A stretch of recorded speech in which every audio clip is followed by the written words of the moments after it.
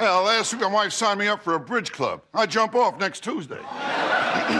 20,000 guests appeared on David Letterman. Most people were forgettable, but a few became iconic for making David and the audience cry of laughter, even decades later. Anyway, it's good to see you, David. I'm delighted you're making a lot of money and you're in a big theater. I don't think it's going to last. These are the 15 funniest guests to ever appear on David Letterman. John Rickles, the insult legend. Why is he sitting here? Does he have to clean up or something? Rickles walks out already insulting the host before the first question can be asked. The funniest moment is when Dave tries to regain control and Rickles cuts him off with a sharper insult that makes Dave break. The guy comes into town and he says, okay, I'll be here 2 days. And I said, well, I'm not even in town. And he said, okay, goodbye. Yeah, well, how do you think that made me feel? I hope bad. Letterman said, Rickles could destroy me for 10 minutes and I'd still beg him to come back. Larry David, the professional complainer. Yes, Dave, I don't want to offend you, okay? But I have to tell you that I'm really glad my parents aren't alive to witness this. Are your parents still with us? No, they're dead, Dave. Larry treated the interview like an argument he didn't ask to be in. The most iconic moment is when Larry refuses to drop a petty point and keeps doubling down until Dave is laughing at how impossible it is to move on. It doesn't really work for dating. Yeah. Oh, really? No, Yeah. no. Can we talk about dating with you? Of course, why not? Okay. We can talk about anything. Is there a special, as they say, a special lady in your life? No, there's not, Dave. And you know, my parents are dead.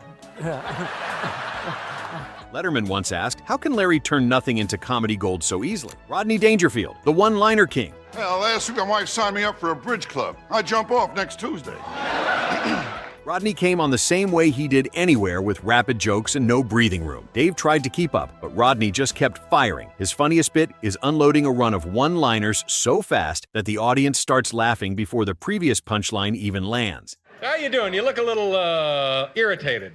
Me? Yeah, a little something's bothering you. Well, life isn't easy, you know. No, that's certainly true. You I had feel a all right? good day today. I got a dial tone. Yeah. Rodney's pace is relentless, like he's trying to fit an entire stand-up set into 5 minutes. Dave would lean back and let him work, because trying to interrupt would only slow down the comedy machine. Letterman always said he respected the fact he never broke character. Will Ferrell, the commitment champion. You look like $1 billion, my friend. Thank you. You really do. Thank you. Will Ferrell sits down acting normal, then slowly escalates into something physical or absurd that hijacks the entire segment. Letterman loves it because it's structured like a slow-motion prank on talk show etiquette. The funniest moment is when Ferrell commits to a bizarre bit with a straight face, forcing Dave to react like he's watching a man lose his mind in real time. Now, are you what they call a herpetologist? No. I'm just concerned about Concerned citizen. citizen. Yeah. And don't stay at the W Hotel.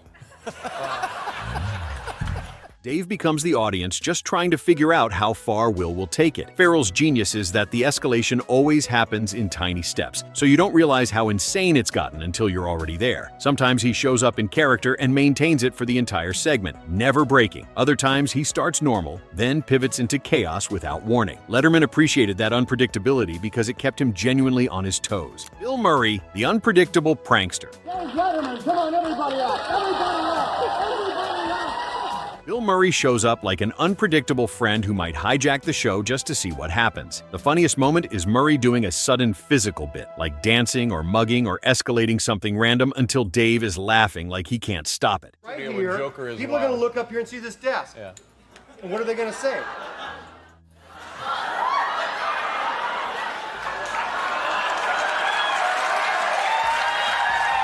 Letterman once told his staff, Murray treats this show like his personal playground, and I'm perfectly fine with that. Jim Carrey, the physical comedy maniac. Well, I'm real happy to be here in New York, you know. I always try to adjust myself to my surroundings. That's why when I'm in New York, I'm never afraid because I know how to communicate with the street people.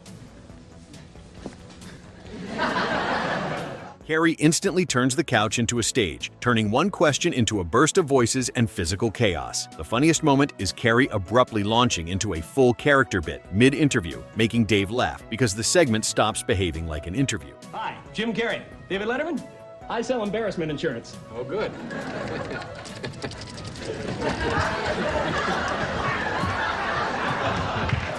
Dave reportedly told producers, just give Carrey the keys to the show and get out of his way.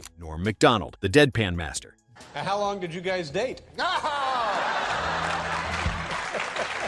Norm sits down with that deadpan, I might bomb on purpose energy that makes every pause feel dangerous. The funniest moment is Norm committing to an intentionally long, awkward setup and watching Letterman start laughing early because he knows what's coming. I don't need no body fat thing, man. I'm a really skinny guy. So he puts some of these calipers on me, you know, and he tests me out. Comes back, turns out I'm fat as well as skinny.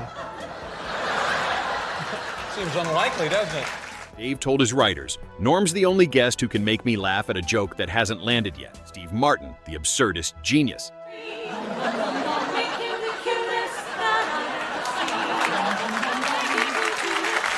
Steve Martin arrives calm and polite and dangerously clever, like he's about to dismantle the format without raising his voice. His most hilarious appearance is when he commits to a dumb premise so confidently that Letterman laughs at the sheer commitment. Harry Potter has a very specific audience. Everybody. So what we have the people who do not fall under the category of everybody. Dave told friends, Steve makes stupidity look like genius, and I'm never sure which one it actually is. Martin Short, the energy tornado. Holidays are a very special time, Dave, and I mean, again, do you want to hear it? Yeah. Martin Short hits the couch like a firework with voices and characters and mock arrogance and non-stop energy. The funniest moment is Short launching into a character and pushing it so aggressively that Dave gives up and just laughs through the chaos.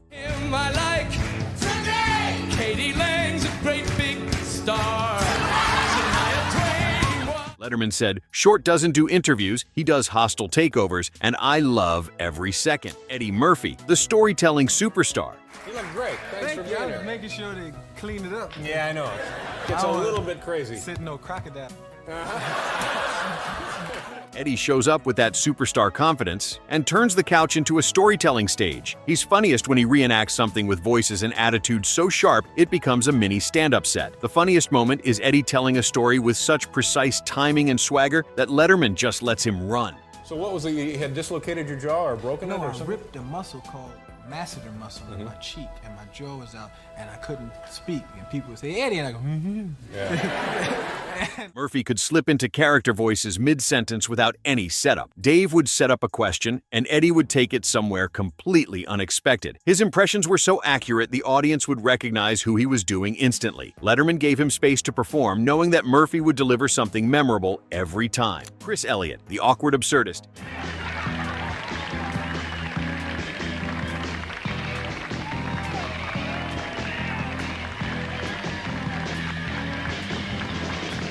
Chris Elliott arrives ready to be the weirdest person in the room, and he never breaks character energy once he starts. He makes Letterman react the way viewers react, half laughing and half confused but fully entertained. The funniest moment is Elliott committing to an awkward, absurd premise so hard that Dave can't treat it like a normal interview. Elliott's comedy lived in the uncomfortable spaces other guests avoided. He'd do bits that made no logical sense, but committed so fully that they became hilarious. Dave played the straight man perfectly, letting Chris's weirdness shine. Their history together meant Letterman trusted Elliott to take risks. Jack Hanna, the animal handler. Dave! Whoa. Dave, Whoa. move your banana! Huh? Move your banana! Oh, my God. Oh. Where do you want the snake? Just put it here. Dave. Oh, my God. This is Monty Python. You better move your coffee. Okay. I can't do everything. Jack Hanna brings animals into a situation that's supposed to be controlled, and Letterman becomes a nervous kid trying not to get bitten. The comedy comes from Dave's genuine fear mixed with his impulse to poke the bear anyway. The funniest moment is when an animal does something unexpected, and Dave jolts back while still trying to talk like a host. Hanna's segments were Letterman gold because they created real, unscripted reactions. Dave would act tough, then immediately flinch when an animal moved toward him. The animals never cared about camera blocking or segment timing, which made everything unpredictable. Hanna stayed calm and educational, while Dave basically narrated his own panic. The contrast between Hanna's confidence and Dave's nervous energy was the entire bit. Letterman would make jokes to cover his fear, but his body language told the real story. The audience loved watching someone usually so composed get rattled by a monkey or a snake. Dave couldn't hide behind performance when a wild animal decided to climb on him. Hanna became a recurring guest because those segments delivered consistent chaos. Letterman would pretend to be annoyed that Hanna was coming back, but secretly loved the unpredictability. The best moment moments came when Dave tried to maintain host authority while clearly having zero control. A parrot would land on his head, or a reptile would get too close and Dave's professional facade would crack. Hanna never seemed bothered, which made Dave's reactions even funnier. The animals sensed Dave's nervousness and often gravitated toward him specifically. Letterman joked that he was being targeted, but it created perfect television. Their dynamic worked because Hanna respected Dave's fear without ever actually stopping the chaos. Dave would beg for the animal to be removed while simultaneously setting up the next joke. The segments became appointment television because viewers knew something unexpected would happen. Letterman's willingness to look scared on camera made him more relatable and human. Regis Philbin, the frantic energy machine. Why does the horse breathe in his nose? Yeah. Dynamite question. I gotta remember that one. That was terrific. And he didn't know for a minute. No, there he didn't know. No. He wasn't You had him. Yeah. Regis shows up with frantic, lovable energy, talking over Dave and laughing at his own lines, like the show is happening too fast for him to sit still. Letterman plays the calm anchor while Regis turns everything into excited chaos. The funniest moment is Regis spiraling into a breathless rant and Dave just watching him like, "You done?" Regis couldn't help himself. He had to fill every second with words and energy. Dave would try to ask a question and Regis would interrupt with a tangent about something completely unrelated. Their friendship was obvious in how comfortable Regis felt steamrolling Dave's carefully planned segments. Letterman loved that Regis brought genuine enthusiasm, not the fake TV kind, but real excitement. Regis would get worked up over the smallest things, and Dave would just let him go. The rants would build and build until Regis was basically yelling about nothing important. Dave's reactions were perfect subtle eye rolls and deadpan responses that grounded Regis's manic energy. They played off each other like an old married couple comfortable enough to argue about everything. Regis treated every appearance like he hadn't seen Dave in years, even if they just hung out. The energy level never dropped. Regis maintained that hyperactive pace from the moment he walked out. Dave would make fun of him mercilessly, and Regis would laugh and keep talking anyway. Their segments felt less like interviews and more like catching up with an annoying friend you secretly love. Regis's ability to find drama in mundane topics made every story feel like breaking news. Dave appreciated that commitment to making everything seem important, even when it absolutely wasn't. Letterman once said, Regis could make reading a phone book sound like the most exciting thing ever. Drew Barrymore, the fearless flirt. This is the first birthday I've ever enjoyed. I feel like, oh, love, yes, like I'm in good energy, and I felt good. Yeah.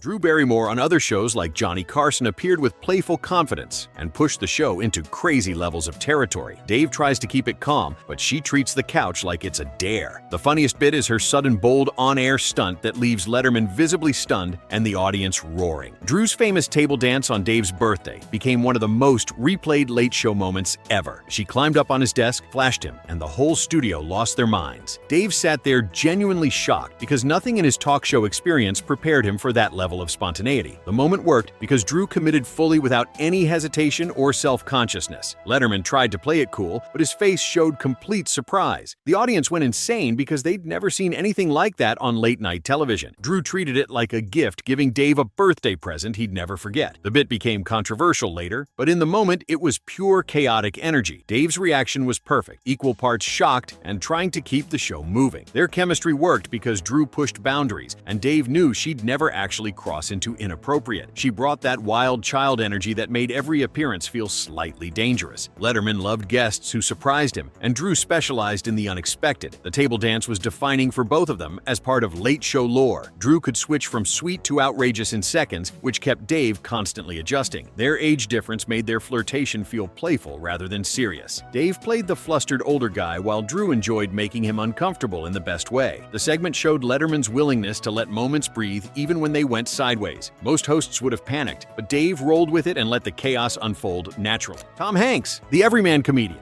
And literally, like, people are trying to conceive children that night. We must conceive a child tonight. When Italy beats France tonight, we make a baby. Tom Hanks sits down like the nicest guy alive and then sneaks in perfectly timed jokes that hit harder because they're so casual. He tells stories like a pro building to a punchline with the calm of someone who knows exactly where it's going. The funniest moment is Hanks landing a story payoff so clean that Letterman laughs like it surprised him. Hanks had the rare ability to be both genuine and hilarious without forcing reinforcing either quality. He'd tell a story about his kids or a movie set and somehow make it funnier than most comedians' best material. Dave appreciated that Hanks never tried too hard. The comedy came naturally from good storytelling. Tom's timing was impeccable. He knew exactly when to pause and when to punch a line. Letterman could relax with Hanks because he knew the segment would work without any heavy lifting. Hanks also had self-deprecating humor that made his movie star status feel relatable. He'd make fun of himself or his career with the same ease most people discuss the weather. Dave loved that lack of ego, especially from someone with Hanks's level of fame. Their conversations felt like two friends catching up rather than host and celebrity. Hanks could pivot from silly to sincere without any awkward transition. He'd tell a ridiculous story, then suddenly share something heartfelt, and both felt equally authentic. Letterman trusted Hanks completely, which meant segments could go anywhere and still work. Tom also participated in bits willingly, never acting above the stupidity of late-night comedy. He'd wear costumes, do characters, or play along with whatever weird premise Dave pitched. That willingness to look silly while being Tom Hanks made him a perfect late show guest. Dave once said Hanks was the ideal interview because he required no maintenance. Just press record and let him cook while the audience ate every single bite with no questions asked. Their mutual respect was obvious. Hanks admired Dave's comedy, and Dave admired Hanks's craft. The best Hanks appearances combined sharp storytelling with spontaneous moments that felt unrehearsed. Tom had that rare quality of being both a great guest and a great hang. Hanks understood the rhythm of late night better than most actors because he actually cared about the comedy, not just the promotion. He'd remember details from previous appearances and reference them, creating continuity that made viewers feel like insiders. Dave appreciated guests who treated the show as more than a marketing stop, and Hanks always delivered. Tom's stories often involved him being the butt of the joke, whether it was getting recognized in embarrassing situations or messing up on set. He never punched down or made others look bad to make himself look good. Letterman loved that because it showed real character, not just humility. Hanks also had incredible facial expressions that sold jokes without saying a word. He'd react to Dave's setups with perfectly timed looks that got laughs before the punchline arrived. Their chemistry improved over dozens of appearances, building a shorthand that made later visits even funnier. Tom became one of Dave's most frequent guests, appearing more than almost any other actor. That consistency meant audiences looked forward to Hanks' appearances knowing they'd get quality entertainment. He treated every visit like it mattered, never phoning it in or giving autopilot answers. Dave said Hanks made hosting easy because he brought energy, preparation, and genuine personality to every segment. Tom's laugh was also infectious when Dave made him crack up, and the whole studio felt it. He didn't do the polite celebrity chuckle. He genuinely lost it when something was funny. That authenticity made their interactions feel real rather than performed for cameras. Hanks brought out a looser side of Letterman too. Dave seemed more relaxed and playful with Tom than with most guests and celebrities who came on the show. Fans rated these 15 comedians and celebrities as the most funny to ever appear during Letterman's time as host on The Late Show. But which of these guests do you think was the funniest on Letterman? And you agree with this list? Who was passed over that should have been included? Let us know in the comments for next time. And don't forget to subscribe to the channel and click the next video in front of you right now for more funny talk show moment content just like this.